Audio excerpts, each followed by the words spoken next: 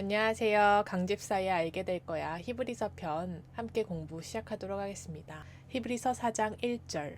그러므로 우리는 두려워할지니 그의 안식에 들어갈 약속이 남아 있을지라도 너희 중에는 혹 이르지 못할 자가 있을까 함이라. 히브리서 4장에서도 히브리서 3장에 이어서 우리가 하나님을 믿지 아니하면은 안식에 들어가지 못한다. 라고 하는 그 메시지를 전달하고 있습니다. 히브리서 3장에서 시편 95편을 주로 인용하면서 그 출애굽 당시에 이스라엘 백성들이 하나님을 믿지 못했기 때문에 그 광야에서 가나안 땅에 이제 들어가지 못했던 그 사건을 우리가 반면교사를 삼기를 지금 요구하고 있는데요. 히브리서 4장에도 그러한 문제의식이 그대로 이어집니다. 그래서 지금 4장 1절에 그러므로 이렇게 시작하고 있습니다. 이거는 히브리서 3장 19절 마지막 절인 그 19절이 그러니까 그 시편 95편의 그 상황 95편 7절 이하의 그 상황이 오늘 너희가 그의 음성을 듣거든 경노하게 하시던 것 같이 너희 마음을 완고하게 하지 말라라고 했는데 그거를 지키지 않았던 그 이스라엘 백성들이 믿지 아니함으로 능히 들어가지 못한 것이라 라고 3장이 끝나고 있는데 그렇기 때문에 4장 1절에서 이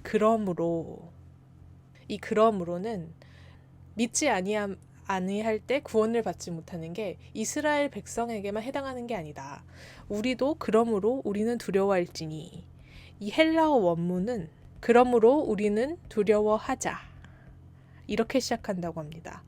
그래서 지금 사실은 선택받은 이스라엘 백성들 그래서 그 이집트 땅에서 하나님이 그 이적을 베푸시고 이집트 땅에서 구원을 해낸 그 이스라엘 백성들도 그 광야 생활 속에서 하나님을 믿지 못하고 하나님께 순종하지 않으니 단 한 명도 가나안 땅에 들어가지 못하고 안식을 얻지 못한 것처럼 우리도 지금 우리에게는 안식에 들어갈 약속이 남아 있습니다. 그래서 오늘이라고 일컫는 동안에 우리가 하나님의 음성을 듣고 그거를 순종하면 그 말씀에 순종하면 우리에게는 안식에 들어갈 약속이 남아 있지만 그 남아 있을지라도 우리는 너희 중에 혹 이르지 못할 자가 있을까 함이라 라고 그 걱정을 지금 히브리서 저자가 표현하고 있는데요.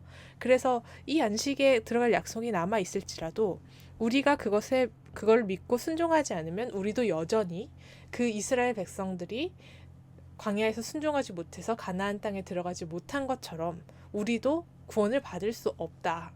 그렇기 때문에 그러므로 우리는 두려워하자. 이렇게 문장을 시작하고 있습니다.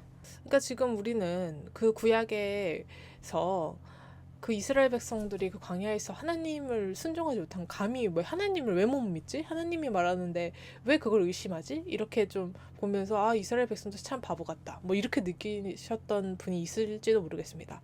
그런데 이게 우리도 마찬가지라는 겁니다. 이렇게 비슷한 상황에 처해 있다. 그래서 우리도 사실은 이스라엘 백성들이 그 광야에서 당했던 시험과 똑같은 시험의 상황에 놓여 있다. 거기서 그 시험의 상황에 놓인 건 똑같은데 그 시험의 상황에서 어떻게 대응하느냐에 따라서 하나님의 구원에 들어갈지 안 들어갈지가 결정된다. 그렇기 때문에 우리도 경각심을 갖고 두려워해야 한다. 이런 의미라고 볼 수 있겠습니다. 그래서 지금 그러므로 우리는 두려워할지니 그의 안식에 들어갈 약속이 남아있을지라도 너희 중에는 혹 이르지 못할 자가 있을까 함이라.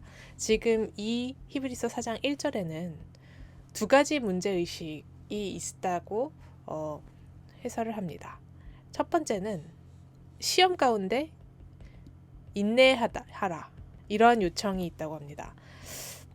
그래서 무엇이 시험이지? 나는 지금 불편한 게 없는데 난 잘 살고 있는데 뭐 이렇게 생각하는 분이 있을 수 있고 또 어떤 구체적인 힘든 상황을 대입해서 아 내가 시험의 상황에 있구나 이렇게 생각하는 사람도 있을 수 있습니다.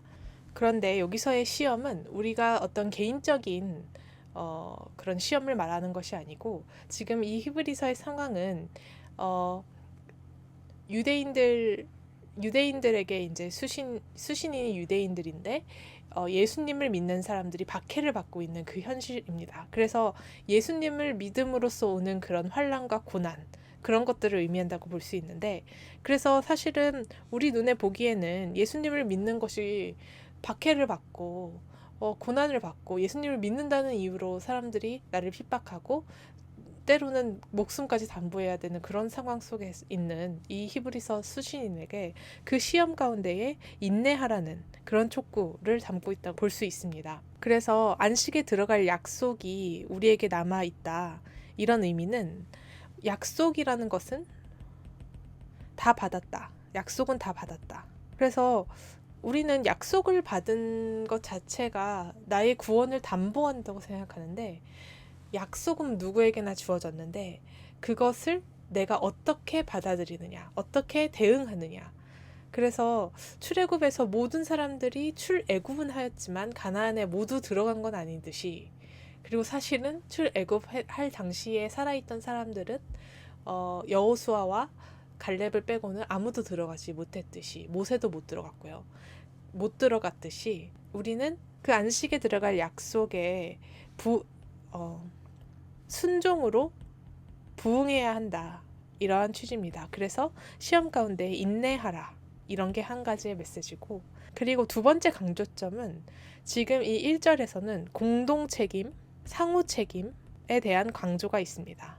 그래서 나 자신에 대한 구원에만 그 초점이 있는 것이 아니라 그 예수님을 믿으려고 하는 그 형제들의 구원에도 나도 책임이 있다라는 그러한 태도를 유지하라는 겁니다. 그래서 우리라고 지금 하고 있고 우리는 두려워할지니 그의 안식에 들어갈 약속이 남아 있을지라도 너희 중에 혹 이르지 못할 자가 있을까?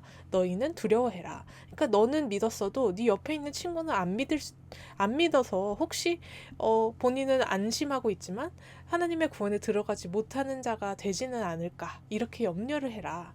그래서 어느 정도는 타인의 구원에 대한 관심.